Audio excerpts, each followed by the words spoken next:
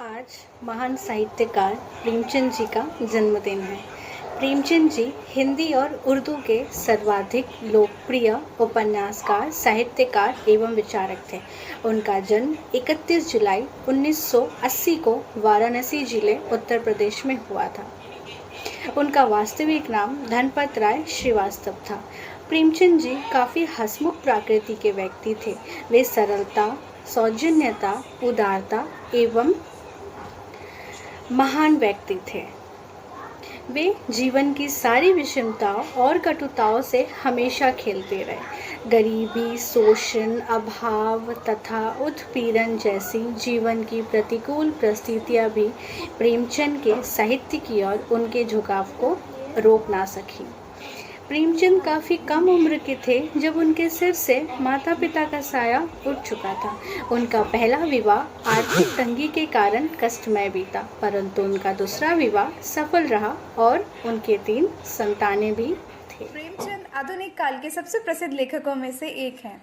उस दौर के समाज सुधार आंदोलन, स्वाधीनता संग्राम तथा प्रगतिवादी आंदोलन के सामाजिक प्रभावों का उनके साहित्य में स्पष्ट चित्रण मिलता है। उनमें अनमेल विवाह, विधवा विवाह, दहेज प्रथा, छुआछूत, लगान आदि उस समय के प्रमुख समस्याओं का चित्रण उनके साहित्य में मिलता है। आदर्शमुख यथार्थवाद, आदर्शवाद तथा यथार्थवाद का समन्वय करने वाली विचारधारा है। इस प्रवृत्ति की ओर प्रथम महत्वपूर्ण संकेत प्रेमचंद का ही रहा। प्रेमचंद ने अपने कहानियों और उपन्यासों के माध्यम से यथार्थ जीवन को समाज के समक्ष लाया। मनोविज्ञान पर आश्रित होने के कारण प्रेमचंद की कहानियों में यथार्थवाद का विशेष स्थान मिला। प्रेमचंद आधुनिक हिंदी कहानी के पितामह एवं उपन्यास सम्राट माने जाते हैं।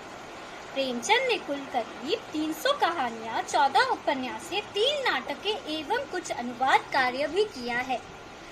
प्रेमचंद के साहित्यिक कृतियों का अंग्रेजी, रूसी, जर्मन सहित अनेक भाषाओं में अनुवाद भी हुआ है। उनकी इन्हीं क्षमताओं के कारण उन्हें कलम का जादूगर भी कहा जाता है। प्रेमचंद की अधिकांश रचनाएं मूलतः हिंदी एवं उर्दू में लिखी गई है। प्रेमचंद की कुछ कहानियों के नाम जैसे ईदगाह, फूस की रात, कफन, मंदिर और मस्जिद इत्यादि है। प्रेमचंद की कुछ कहानी संग्रहों के नाम जैसे सोजे वतन, सप्त सरोज, प्रेम पच्चीसी, नवनिधि इत्यादि है। उनकी 3 नाटकों के नाम संग्राम, प्रेम की देवी एवं करबला है। उनके कुछ उपन्यासों के नाम जैसे निर्मला, गोदान, गबन इत्यादि है। प्रेमचंद लोकप्रिय हिंदी सिनेमा साहित्यकारों में से एक है। सत्यजीत राय ने भी उनकी 2 कहानियों के ऊपर यादगार फिल्में भी बनाई है। 1977 में शतरंज के खिलाड़ी एवं 1981 में सदगति प्रेमचंद की गोदान एवं गबन के ऊपर फिल्में बनी है। 1980 में उनकी उपन्यास निर्मला के ऊपर भी लोकप्रिय टीवी धारावाहिक बनी है।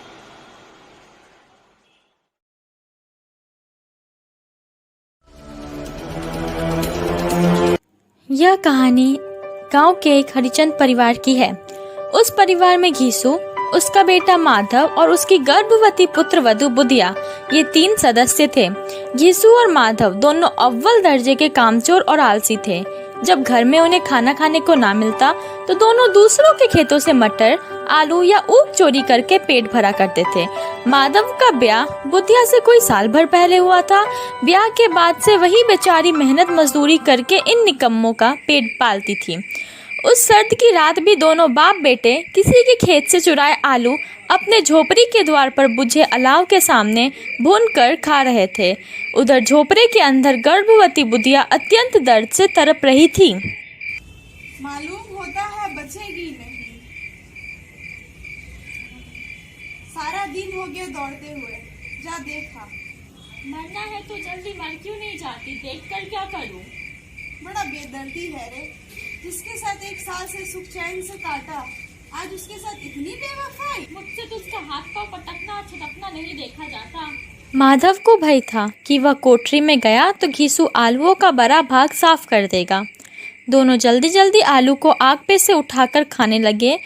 आलू खाकर दोनों ने पानी पिया और वहीं अलाव के सामने धोतिया ओढ़कर पाँव पेट में डाले सो गए।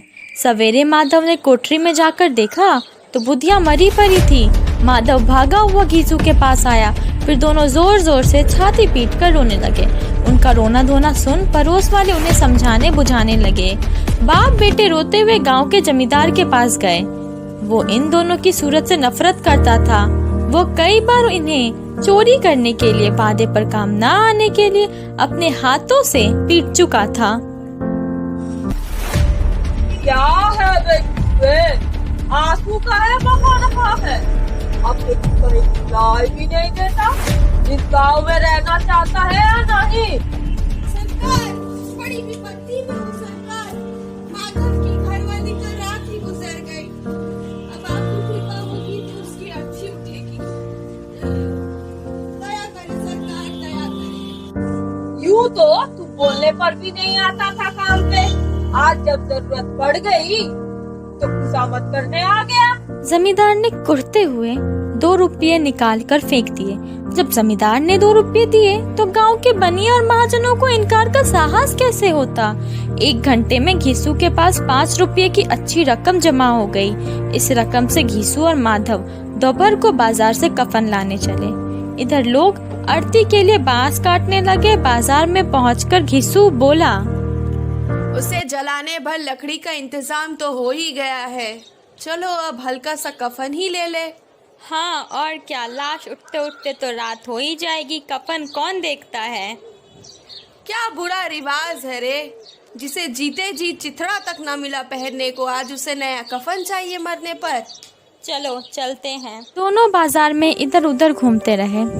पूरा दिन बीत जाने पर दोनों आंखों आंखों में इशारेबाजी करते हुए शराब खाने पर पहुंच गए और वहां से शराब की बोतल खरीदी और बरामदे में बैठकर शांति पूर्वक पीने लगे।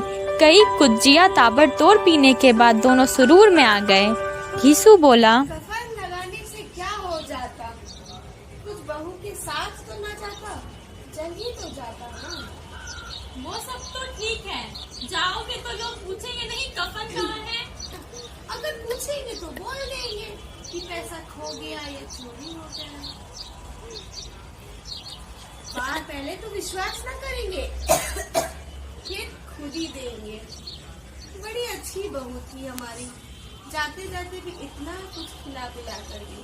आधी बोतल से ज्यादा उड़ा देने के बाद घीसू ने शराब खाने के सामने ही दुकान से 2 सेब, पूरियां, आम, खीरा, अचार मंगवाई। माधव पूरा 1.5 रुपया खर्च करके सामान ले आया। अब सिर्फ थोड़े से पैसे ही बचे थे। दोनों इस वक्त शान में बैठे खाना खा रहे थे। न जवाबदेही का खौफ, न ही बदनामी की फिक्र। इन सब भावनाओं को उन्होंने बहुत पहले ही जीत लिया था। एक क्षण के बाद माधव के मन में एक शंका जागी। हम लोग भी एक दिन तो वहाँ जाएंगे ही। जो हमसे वहाँ पूछेंगे कि हमने कफन क्यों नहीं दिया तो क्या कहोगे? अरे भदोहुआ, तुझे किसने कहा रे बेटा कि उसे कफन नहीं मिलेगा? उसे कफन मिलेगा और अच्छा मिलेगा। तू मेरा विश्वास रख बेटा। कौन देगा? रुपये तो तुमने चट कर गए। वो तो मुझसे ही पूछेगी ना। मांग में तो सिंदूर मैंने ही भरा था। कौन देगा? इस बार भी वही देंगे जिन्होंने पिछली बार दिया। हाँ, वो अलग बात है कि इस बार पैसे हमारे हाथ में। दोनों बाप बेटे अभी मजे लेकर चुस्कियां ले रहे थे।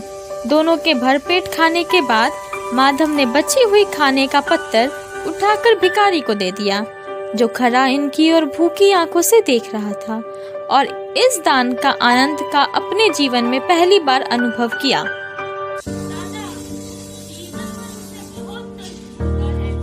वो तो बड़ी भाग्यवान थी रे, जो इतनी कम उम्र में सब मोह माया छोड़कर चली गई।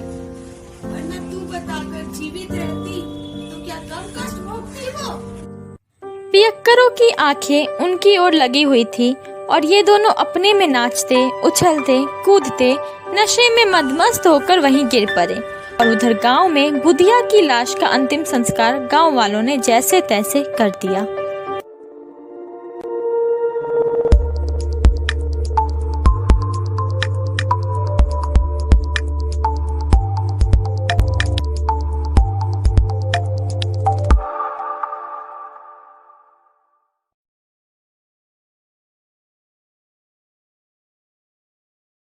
प्रेमचंद द्वारा लिखित कहानी ईदगाह भावात्मक एवं बाल मनोविज्ञान पर आधारित है। कहानी का मुख्य पात्र हामिद है, जो अपनी दादी अमीना के साथ रहता है। हामिद के चरित्र के माध्यम से अभावग्रस्त जीवन के कारण बच्चे का समय से पहले समझदार होना और इच्छाओं का दमन करना दर्शाया गया है। किस तरह हामिद परिस्थितियों से समझौता करना सीख जाता है, इस कहानी के माध्यम से उसको प्रकट किया गया है। ईद के अवसर पर गांव में ईदगाह जाने की तैयारियां हो रही हैं। सभी लोग कामकाज निपटाकर ईद के मेले में जाने की जल्दी में हैं। बच्चे सबसे ज़्यादा खुश हैं। उन्हें गृहस्थी की चिंताओं से कोई मतलब नहीं।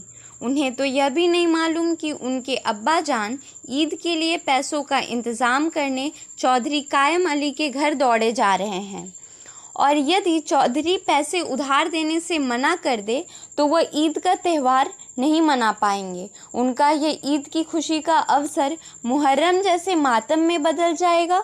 बच्चों को तो बस ईदगाह जाने की जल्दी है। हामिद 4-5 साल का दुबला पतला लड़का है। वह अपनी दादी अमीना के साथ रहता है। उसके माता पिता गत वर्ष गुजर चुके हैं, परंतु उसे बताया गया है कि उसके अब्बा जान रुपए कमाने गए हैं और उसकी अम्मी जान अल्लाह मियाँ के घर उसके लिए अच्छी अच्छी चीज़ें लाने गई हैं। इसलिए हामिद आशावान है और प्रसन्न है। अमीना स्वयं सेवई के इंतज़ाम के लिए घर पर रहकर हामिद को 3 पैसे देकर मेले में भेज देती है। हामिद के साथ उसके दोस्त मोहसिन, महमूद, नूरे और समी भी हैं। गांव के बच्चे मेले की ओर चले। हामिद भी साथ में था। रास्ते में बड़ी बड़ी इमारतें, फलदार वृक्ष आए। बच्चे कल्पनाशील होने के नाते तरह तरह की कल्पनाएं तथा उन चीज़ों पर टीका टिप्पणी करते आगे बढ़ते जा रहे थे। उनके भीतर की भाईचारे की भावना उनको आपस में जोड़े रखती है। धर्म आपस में लोगों को जोड़ता है, तोड़ता नहीं। धर्म के नाम पर तोड़ने वाले धर्म के रहस्य को ही नहीं समझते। कोई भी धर्म मनुष्य के बीच भेद नहीं करता है। ईदगाह में नमाज के पश्चात हामिद के दोस्त चरखी के ऊपर झूलते हैं, परंतु हामिद दूर खड़ा रहता है। खिलौनों की दुकान से महमूद सिपाही सम्मी धोबिन खरीदता है। हामिद खिलौनों की निंदा करता है, परंतु साथ ही ललचाई निगाहों से उन्हें देखता भी है। सभी मित्र मिठाइयाँ खरीदते हैं और हामिद को चिढ़ा चिढ़ा कर खाते हैं। मेले के अंत में लोहे की दुकान पर चिमटा देखकर हामिद को अपनी दादी अमीना का ख्याल आता है। दुकानदार से मोल भाव करके वह चिमटा खरीद लेता है। घर पहुंचकर दोस्तों के मिट्टी के खिलौने एक एक करके किसी न किसी प्रकार टूट जाते हैं, मगर हामिद द्वारा लाया चिमटा अनश्वर बना रहा है। हामिद के घर पहुंचते ही बूढ़ी दादी अमीना उसे गोद में बिठाकर प्यार करने लगती है। अचानक हाथ में चिमटा देखकर दादी चौंक गई। पूछने पर वह बताता है कि उसने मेले से 3 पैसे का चिमटा खरीदा है। दादी उसकी नासमझी पर क्रोधित होकर पूछती है कि पूरे मेले में उसे और कोई चीज़ नहीं मिली थी खरीदने को। हामिद अपराधी भाव से बताता है कि दादी की उंगलियां तवे से जल जाती थी, इसलिए उनके लिए चिमटा खरीदा। यह सुनकर बूढ़ी दादी का क्रोध तुरंत स्नेह में बदल गया। दादी अमीना हामिद के त्याग, उसका स्नेह, प्रेम, उसके विवेक को देखकर हैरान रह गई। सुबह से बच्चा भूखा दूसरों को मिठाई खाते देख कैसे अपने मन को मनाया होगा। मेले में भी उसे अपनी बूढ़ी दादी की याद बनी रही। यह सब सोचकर अमीना एक बालिका के समान रोने लग गई। वह दामन फैलाकर हामिद के लिए दुआएं देती जा रही थी, परंतु हामिद इस रहस्य को समझने के लिए बहुत छोटा था कि दादी उसके त्याग का अनुभव कर भाव विभोर हो गई। हामिद यह नहीं समझ पा रहा था कि वह तो दादी के लिए चिमटा लाया है। फिर दादी रोक। अंत में हिंदी विभाग के सभी छात्रों की ओर से मैं अंकिता कुमारी, हमारे प्रधानाचार्य डॉक्टर अतसी करफा मैम और हमारे विभाग के शिक्षकों के ma'am, RP ma'am, PB ma'am और एकेसी सर के प्रति कृतज्ञता व्यक्त करना चाहती हूँ, हमें यह शानदार अवसर देने के लिए। हम वास्तव में आप सभी के आभारी हैं। आशा है कि हम मुंशी प्रेमचंद जी के सार को सही अर्थों में प्रस्तुत करने में सक्षम रहे। अंततः प्रेमचंद जी के लिए हमारी तरफ से 2 पंक्तियां प्रस्तुत है। प्रेमचंद जी के लिए शब्दकोश में भी शब्द कम पड़ते हैं, उनकी महानता के समक्ष हम नतमस्तक होते हैं। धन्यवाद।